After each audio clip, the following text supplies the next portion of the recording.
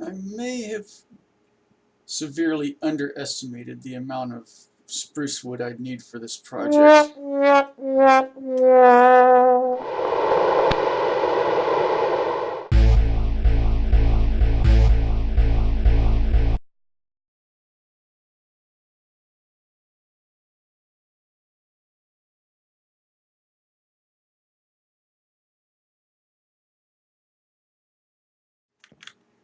Greetings everyone, DJ Bonebreaker coming at you once again from the Oceanic server for yet another Tales of Iskallia, episode 14 in fact. And I am still at the site of the village of T'éex Noow. And as you can see, I not only have this particular great house finished, but I've also built a similar one over here. So now the entire village, at least the original villagers, all have housing. And I also did some modifications. I couldn't, well, I was trying to think of how to do like those murals that the Pacific Northwest peoples like to do on the front of their houses. And I came up with this idea of using the glazed ceramics, or I mean glazed terracotta. And this bell here is temporary. I kind of want to build like a plaza with a totem pole and put like 2 bells on the totem pole for the village center. But that's not what I'm going to be working on tonight. Tonight, well, it's currently Christmas Eve, but by the time I have this uploaded, it's going to be Christmas. So Merry Christmas, everyone, and Happy Holidays. But as you can see, I've got started on the wooden palisade wall that's going to be going around the village of T'éex Noow. And I mean, it took me a while to come up with what I think is a rather nice looking wooden wall design with like some stone foundations to like add extra strength. And then I came up with these like corner turrets with working machicolations. I guess they're still called machicolations even if they're on a wooden fort tower. And I'm starting to come up with a design for the gatehouse here. And so far, I think this general design looks pretty good. And again, it's got the machicolations for, you know, anybody who tries to get into the gate, you know, who's not supposed to be getting in through the gate. And before I went to my church's candlelight Christmas Eve service, I'd started on this side but hadn't got finished. And as I said in my intro, I severely underestimated the amount of spruce wood that I'd be needing because holy moly, this thing uses a lot.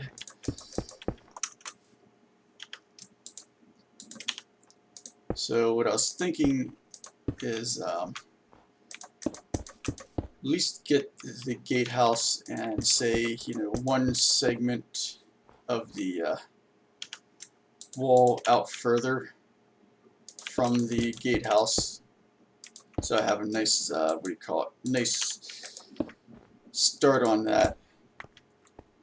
And what I'm figuring on doing is having a piston door with the pistons on this side.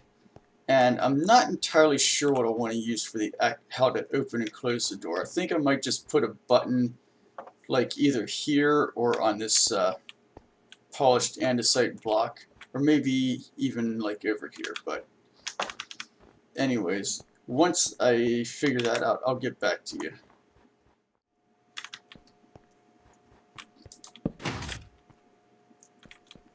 Alright, we've got the most basic part of the gate mechanism figured out. So what I'm thinking about doing, possibly, is, oh, actually I think I might just come up with an even simpler way to handle this whole thing here. Let me mine this out here.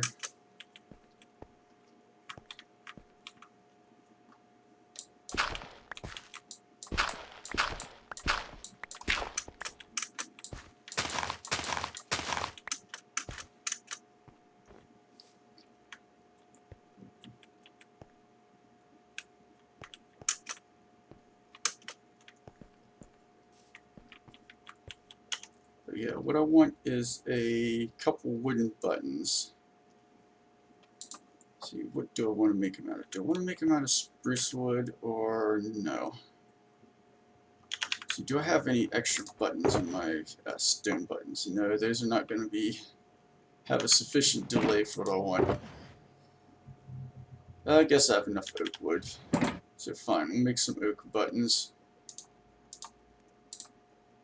Actually, let me get rid of these redstone torches first because we're not going to be needing extra torches. I will be needing some redstone though. So anyways, I'll go make some buttons real quick. And so this is what I'm going to be doing for the door. Let's have this button here. When we press the button, the theory is, and let me go dig this out here.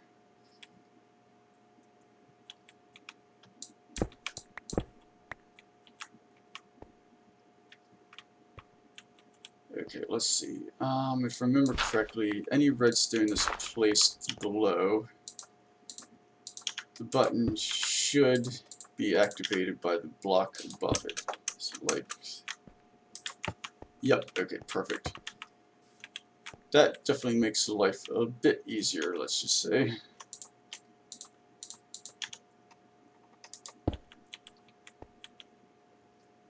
So then, let's see, I don't need, yeah, that there.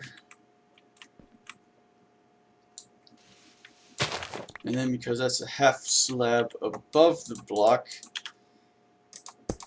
that won't interrupt the redstone. Then all I need to do is press the button and wham. Alright, we got the gate sorted out. So let me finish wiring up from the other side, and I'll get back to you guys in a little bit.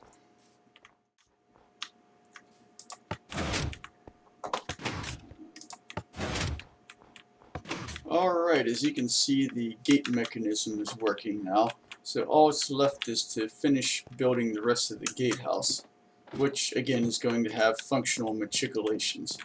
One thing I am thinking about doing, because there's a number of times when I was working on that corner tower there, and I'd climb up the ladder and then, you know, be looking this direction and end up, yeah, falling right out of the matriculation. So I'm also going to need to make another crap load of these spruce trapdoors so I can, you know, cover up the holes when I'm not actually using them for fighting against mobs. So I'm thinking is maybe place the trapdoors like this, and then yeah, we can still see out, but then it'd be perfectly level with the floor. So right, anyways, once I get the rest of the design of this gatehouse figured out here, I'll get back to you.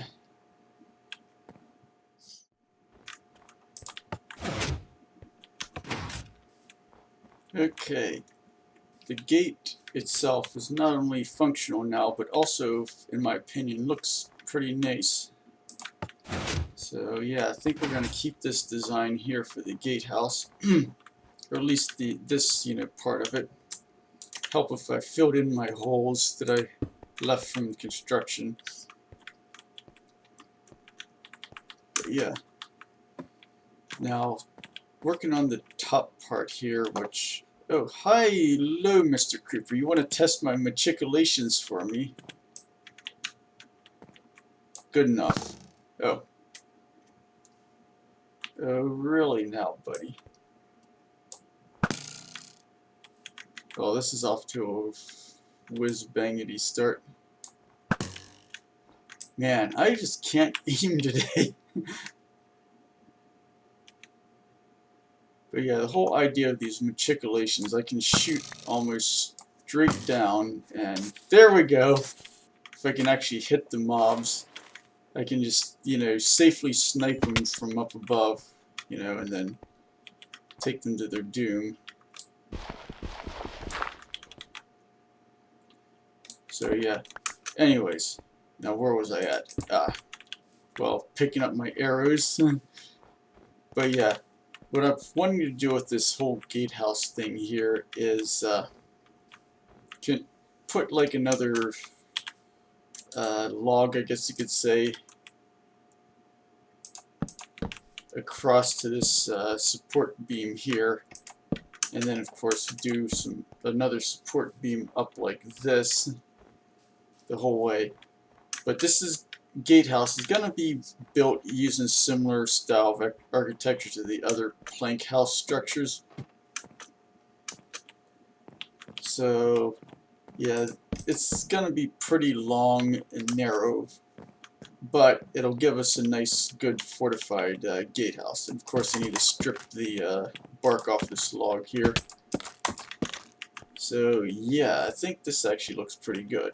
Of course, now I need to cut down some more spruce wood, or spruce trees, and get some more spruce wood. So I'll see you guys in a bit.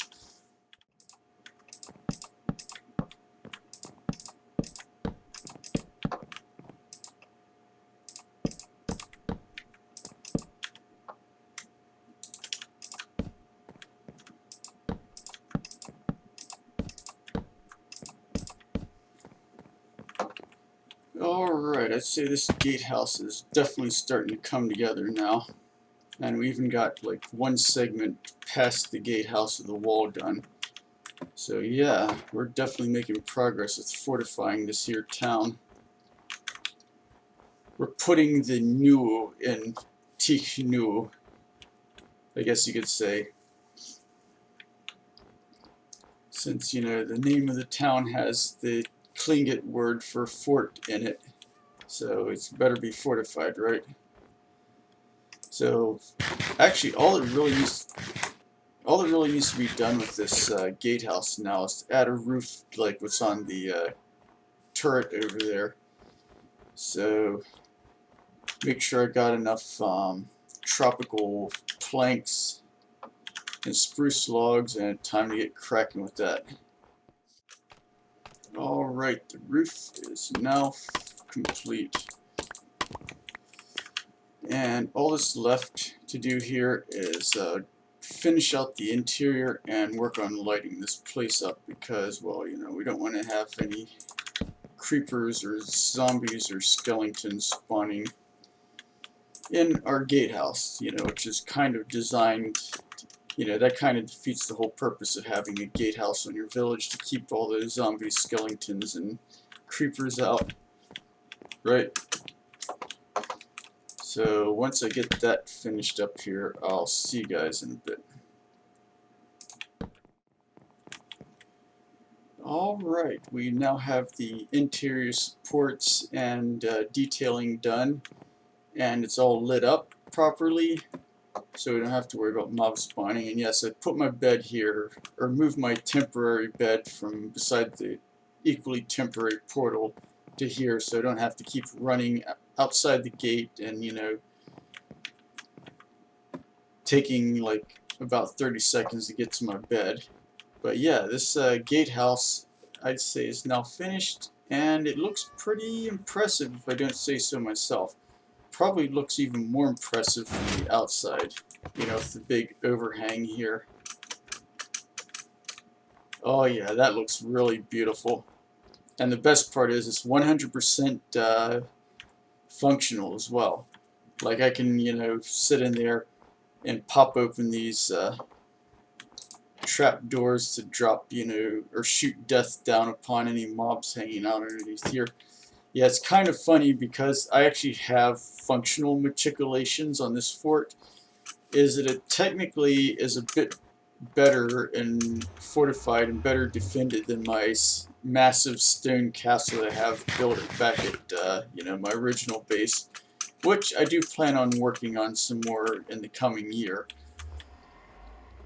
But anyways, I think I've still got some stuff I need to get done in preparation for actual Christmas tomorrow. Like, I need to make part of the dinner, namely some homemade ham potatoes and green beans for the Christmas dinner and all that. So I think I'm going to wrap this episode up now. So until next time, this is DJ Bonebreaker wishing you all Merry Christmas, Happy Hanukkah, and Happy Holidays. And I'll see you at the next episode of the Tales of Iskallia.